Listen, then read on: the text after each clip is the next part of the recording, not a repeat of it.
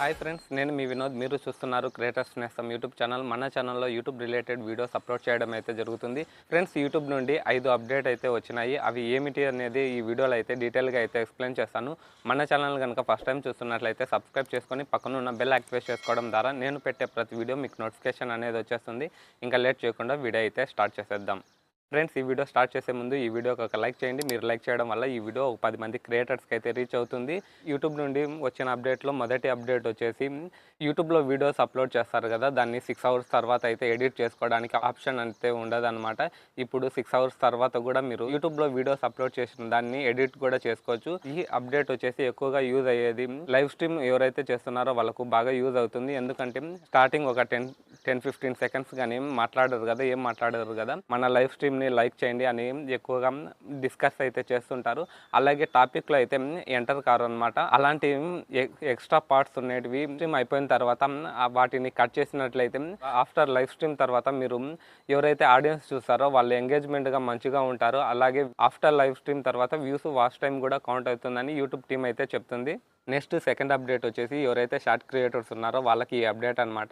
ఇంతకుముందు కమెంట్స్ చేసేటప్పుడు ఫిల్టర్ అయితే తీసుకురావడం అయితే జరిగింది. ఈ ఫిల్టర్లో ఒకటి అడిషనల్గా యాడ్ చేయడం అయితే జరిగింది. టాపిక్స్ అంటే ఎవరైతే ఆడియన్స్ ఉంటారో, కమెంట్ చేసే వాళ్ళు ఆడియన్స్ ఉంటారో, వాళ్ళు ఏదైనా టాపిక్ గురించి డిస్కస్ చేస్తున్నప్పుడు ఆ టాపిక్స్ పైన క్లిక్ చేస్తే ఏదైతే టాపిక్స్ డిస్కస్ చేస్తున్నారో ఆ టాపిక్స్ ఏఐ జనరేటర్ ద్వారా కమెంట్ సెక్షన్లో ఉన్న టాపిక్స్ ఎవరైతే డిస్కస్ చేస్తున్నారో ఆ టాపిక్స్ మాత్రమే ఫిల్టర్ చేసి మనకు చూపిస్తుంది అనమాట.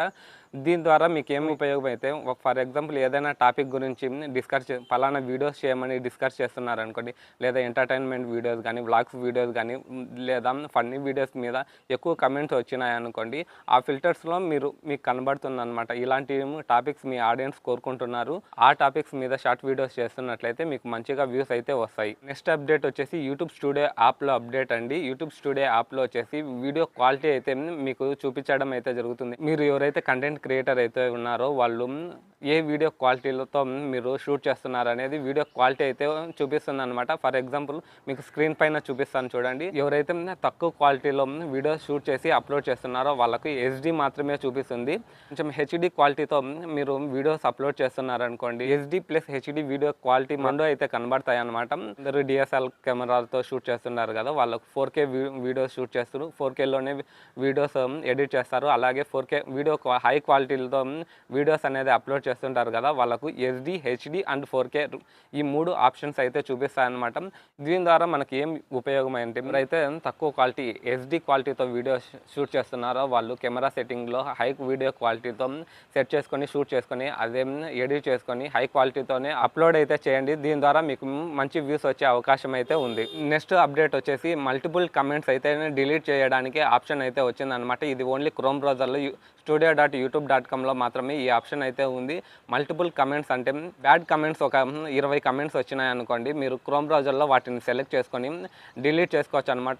ఈ మల్టిపుల్ కమెంట్స్ ఓన్లీ 20 కమెంట్స్ వరకు అయితే సెలెక్ట్ చేసుకొని డిలీట్ చేసుకోవచ్చు. ఆ 20 కమెంట్స్ డిలీట్ చేసిన తర్వాత ఇంకా అడిషనల్ కమెంట్స్ ఏమన్నా బ్యాడ్ కమెంట్స్ కానీ మీకు నచ్చని కమెంట్స్ ఉంటే మళ్ళీ ఒక 20 కమెంట్స్ 10 కమెంట్స్ అట్లా సెలెక్ట్ చేసుకొని డిలీట్ చేసుకోవచ్చు అనమాట. ఇంతకుముందు అయితే సింగిల్ కమెంట్స్ అయితే డిలీట్ చేసుకోవడానికి ఆప్షన్ అయితే ఉంది. ఇప్పుడు మనకు 20 కమెంట్స్ వరకు అయితే డిలీట్ చేసుకోవడానికి ఆప్షన్ అయితే వచ్చిందనమాట. ఇది ఓన్లీ క్రోమ్ బ్రౌజర్లో డెస్క్టాప్ సైట్లో మాత్రమే ఆప్షన్ అయితే ఉపయోగించుకోవచ్చు అనమాట. నెక్స్ట్ అప్డేట్ వచ్చేసి షార్ట్ అప్డేట్ అండి. షార్ట్ వీడియో క్రియేటర్స్ ఎవరైతే ఉన్నారో వాళ్ళకి మాత్రమే ఈ అప్డేట్.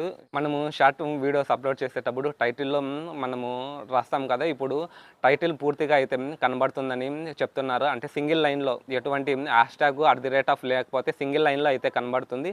#@ మెన్షన్ చేసినట్లయితే 2 లైన్లు, మ్యాటర్ వచ్చేసి ఫస్ట్ లైన్లో, #@ మెన్షన్ చేసిన ఉండే దాన్ని సెకండ్ లైన్లో అయితే కనబడుతుందని చెప్తున్నారు.